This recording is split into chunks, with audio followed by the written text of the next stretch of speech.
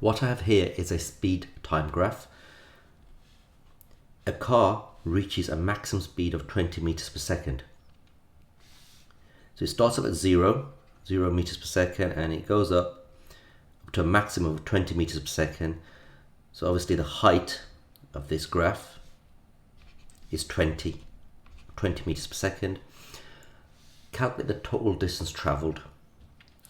Now the area under the graph gives you the total distance traveled. Now if you recognize that this is a trapezium, you can use a formula. If you work at the area under the graph, you've worked out the total distance traveled. If you recognize this is a trapezium, the formula is half a plus bh. That gives the total area under the graph. This is your A and this is your B. So all of this is A and all of this is B. The two parallel sides, all right?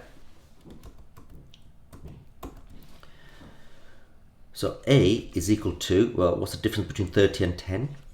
What's the gap between 10 and 30? It's obviously 20, isn't it? And below, it's 0 up to 50. So that's B equals to 50. Those are the two parallel sides.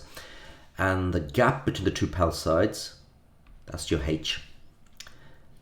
By substituting these numbers into the formula for the trapezium, area of a trapezium, you will automatically calculate the distance traveled, the total distance traveled for this car. So we'll just do that then.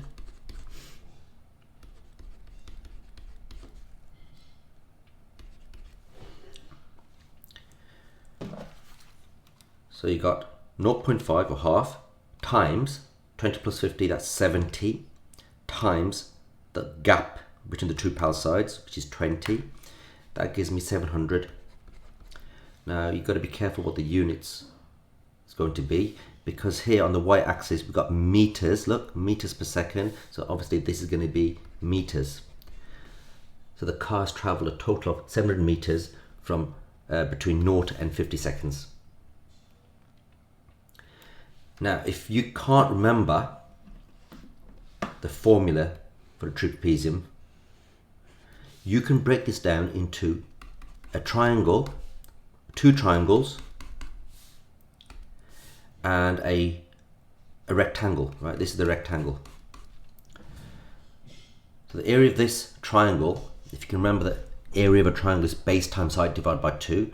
The base, you can see here, is 10. The height is, we know already, is 20, and then divide by 2 because it's a triangle. That gives you 100. So for this portion between 0 and 10 seconds, it's traveled a distance of 100 meters. Right, let's see what happens between 10 and 30 seconds. Right, we're going to work out the area of this rectangle. Right, the base, the bottom there, it's 20, because the gap between 30 and 10 is 20. And the height is obviously 20 as well. Right, you don't need to divide by 2 because it's a rectangle. That gives you 400 meters. So it's traveled 400 meters between 10 and 30 seconds. Let's see what happens for the last part of the journey. Once again, it's a triangle. It's going to be base times height divided by 2. The base, well, the gap between 50 and 30 is 20. The height is 20, and then you've got to divide by 2 because it's a triangle.